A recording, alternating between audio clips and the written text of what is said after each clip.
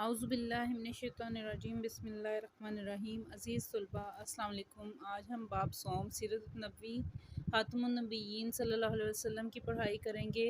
عہد نبوی کے ماہ و سال مدنی دور، فتح مکہ اس کا پہلا سبق ہے۔ فتح مکہ کے پس منظر کے اسباب اور وجوہات کو جانیں گے۔ اسلام کے فروغ کے سلسلے میں فتح مکہ کی اہمیت سے آگاہ ہوں گے۔ 6 ہجری میں صلح حدیبیہ کے موقع پر عرب قبائل میں سے بنو خزاع مسلمانوں کے خلیف بنے۔ خلیف یعنی دوست بنے۔ بنو بکر نے قریش مکہ کا ساتھ دینے کا اعلان کیا اور یہ معاہدہ ہوا کہ فریقین یعنی مخالفین 10 سال تک ایک دوسرے سے جنگ نہیں کریں گے، لیکن 18 ماہ بعد بنو بکر نے اچانک صلح کا معاہدہ توڑتے ہوئے بنو خزاع پر حملہ کر دیا اور حرم کعبہ میں بھی بنو خزاع پر لڑائی مسلط کی۔ بنو خزاع نے مسلمانوں سے مدد مانگی۔ نبی کریم خاتم النبیین صلی اللہ علیہ وسلم نے قریش مکہ کو 3 شرائط پر صلح کا پیغام بھیجا کہ یا تو بنو خزاع کے مقتولوں کی دیت ادا کریں، دیت یعنی قتل بہا ادا کریں، یا معاہدے سے دستبردار ہو جائیں، یا صلح ختم کر کے جنگ کا اعلان کریں۔ قریش مکہ نے جنگ کرنا قبول کیا۔ آخر 8 ہجری 10 رمضان المبارک کو مسلمان تقریباً 10,000 کے لشکر کے ساتھ مکہ مکرمہ کے نواح میں جا پہنچے۔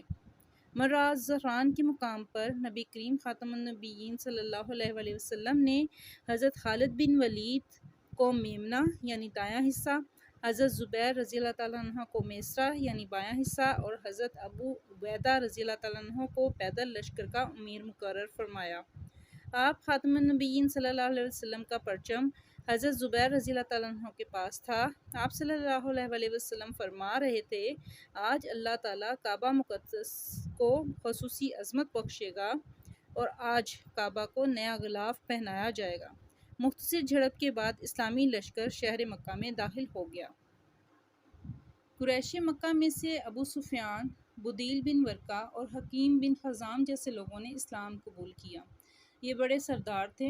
نبی کریم صلی اللہ علیہ وسلم نے 10,000 کے لشکر کی موجودگی کے باوجود صحابہ کرام کو ہدایات جاری فرمائیں کہ جو شخص پناہ طلب کرے اسے پناہ دی جائے، عورتوں اور بچوں پر تلوار نہ اٹھائی جائے، جو شخص ابو سفیان کے گھر پناہ لے اس کو بھی کچھ نہ کہا جائے، جو ہتھیار ڈال دیں یا اپنے گھر کا دروازہ بند کر دیں ان سب کے لیے امان ہے۔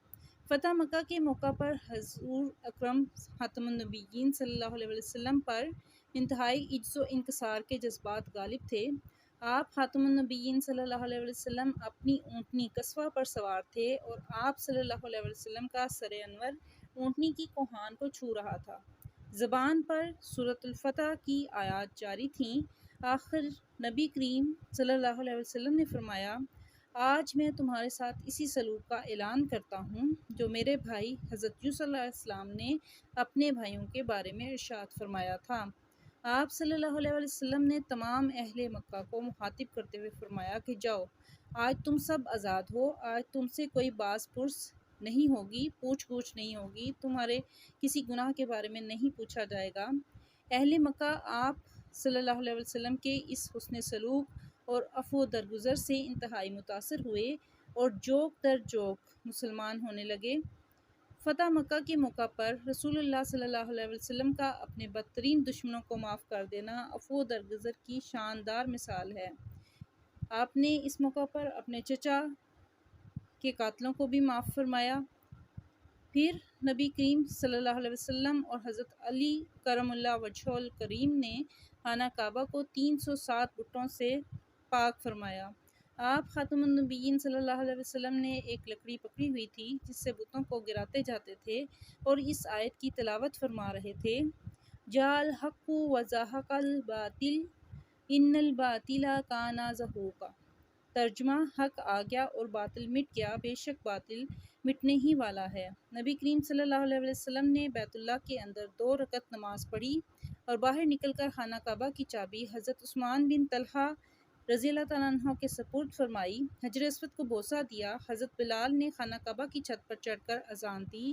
آپ صلی اللہ علیہ وسلم کے دست مبارک پر مردوں اور عورتوں کی بھاری تعداد نے اسلام قبول کیا۔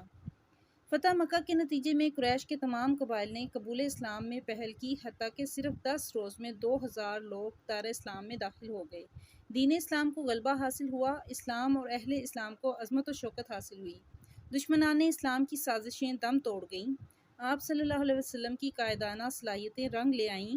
آپ صلی اللہ علیہ وسلم چند دن مکہ میں ہی قیام پذیر رہے اور حضرت عطا بن اسید کو مکہ مکرمہ کا امیر مقرر فرمایا، اور مکہ مکرمہ کے گرد و نواح میں جو بڑے بڑے بت خانے تھے ان کو ختم کرنے کے لیے مجاہدین کے دستے روانہ فرمائے۔ جس سبق کی پڑھائی مکمل ہوئی، مشق کی طرف آتے ہیں۔ درست جواب کا انتخاب فتح مکہ کے اسباب میں سے ہے بنو خزاعہ پر حملہ کرنا۔ فتح مکہ کے موقع پر دارالامن قرار دیا گیا حضرت ابو سفیان کا گھر۔ نبی کریم صلی اللہ علیہ وسلم کی اونٹنی کا نام ہے قصوہ۔ فتح مکہ کے موقع پر نبی کریم صلی اللہ علیہ وسلم کی طرف سے کفار کے لیے عام معافی کا اعلان علامت ہے عفو و درگزر کی۔ فتح مکہ کے موقع پر نبی کریم صلی اللہ علیہ وسلم نے خانہ کعبہ کی چابی سپرد کی۔ حضرت عثمان بن طلحہ کے مختصر سوالات اور تفصیلی سوال کی طرف آتے ہیں۔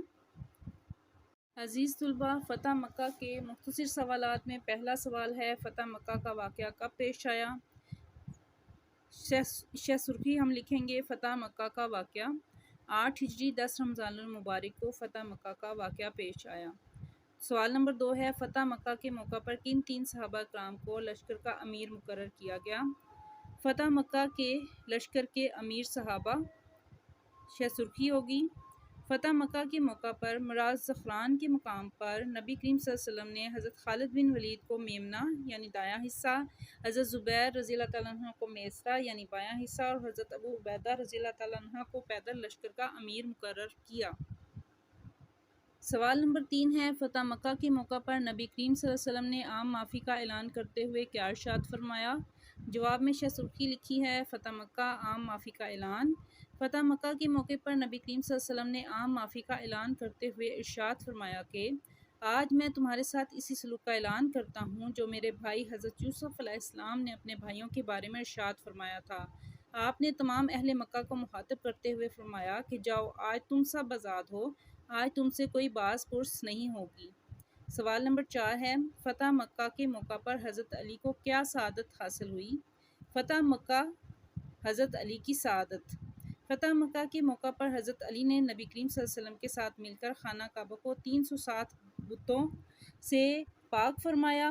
آپ صلی اللہ علیہ وسلم نے ایک لکڑی پکڑی ہوئی تھی جس سے بتوں کو گراتے جاتے تھے اور اس آیت کی تلاوت فرما رہے تھے، ترجمہ: حق آ گیا اور باطل مٹ گیا، بے شک باطل مٹنے ہی والا ہے۔ سوال نمبر 5 ہے، سبق فتح مکہ میں ہمارے لیے کیا درس ہے؟ فتح مکہ سے حاصل ہونے والے درس: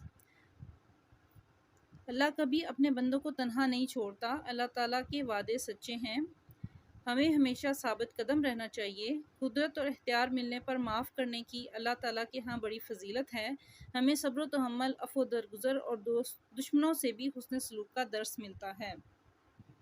عزیز طلباء، سبق کا ایک تفصیلی سوال ہے کہ فتح مکہ کے اسباب بیان کریں۔ یہ سبق کے شروع سے ہی جو پیراگراف ہیں اس میں سے لیا گیا ہے، شہ سرخیوں کی شکل میں لکھا ہے۔ فتح مکہ کب پیش آیا، پہلے اس کا حوالہ دیں گے۔ 8 ہجری 10 رمضان المبارک کو فتح مکہ کا واقعہ پیش آیا، اس کے اسباب درج ذیل ہیں۔ سب سے پہلے تو جنگ بندی کا معاہدہ تھا۔ 6 ہجری میں صلح حدیبیہ کے موقع پر عرب قبائل میں سے بنو خزاعہ مسلمانوں کے خلیف یعنی دوست بنے، جبکہ بنو بکر نے قریش مکہ کا ساتھ دینے کا اعلان کیا، اور یہ معاہدہ ہوا کہ فریقین 10 سال تک ایک دوسرے سے جنگ نہیں کریں گے۔ جو دوسری وجہ ہے وہ ہے بنو خزاعہ پر حملہ، لیکن 18 ماہ بعد بنو بکر نے اچانک صلح کا معاہدہ توڑتے ہوئے بنو خزاعہ پر حملہ کر دیا اور حرم کعبہ میں بھی بنو خزاعہ پر لڑائی مسلط کر دی۔ تیسری وجہ ہے کہ بنو خزاعہ نے مسلمانوں سے مدد طلب کی تھی، مسلمانوں سے مدد کا مطالبہ۔ بنو خزاعہ نے مسلمانوں سے مدد مانگی۔ نبی کریم صلی اللہ علیہ وسلم نے قریش مکہ کو 3 شرائط پر صلح کا پیغام بھیجا کہ یا تو بنو خزاعہ کے مقتولین کی دیت ادا کریں، یا معاہدے سے دستبردار ہو جائیں، یا صلح ختم کر کے جنگ کا اعلان کریں۔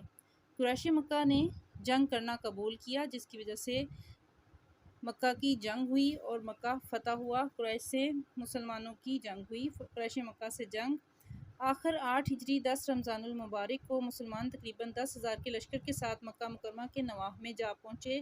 مراء الزہران کے مقام پر نبی کریم صلی اللہ علیہ وسلم نے حضرت خالد بن ولید کو میمنہ دایاں حصہ، حضرت زبیر کو میسرہ بایاں حصہ اور حضرت ابو عبیدہ کو پیدل لشکر کا امیر مقرر فرمایا۔ آپ کا پرچم حضرت زبیر رضی اللہ تعالیٰ عنہ کے پاس تھا۔ آپ فرما رہے تھے، آج اللہ تعالیٰ کعبہ مقدس کو خصوصی عظمت بخشے گا اور آج کعبہ کو نیا غلاف بنایا جائے گا۔ مختصر جھڑپ کے بعد اسلامی لشکر شہر مکہ میں داخل ہو گیا۔ اللہ تعالیٰ نے مسلمانوں کو فتح نصیب فرمائی اور مکہ فتح ہو گیا۔ سبق فتح مکہ کی پڑھائی اور مشقی سوالات مکمل ہوئے۔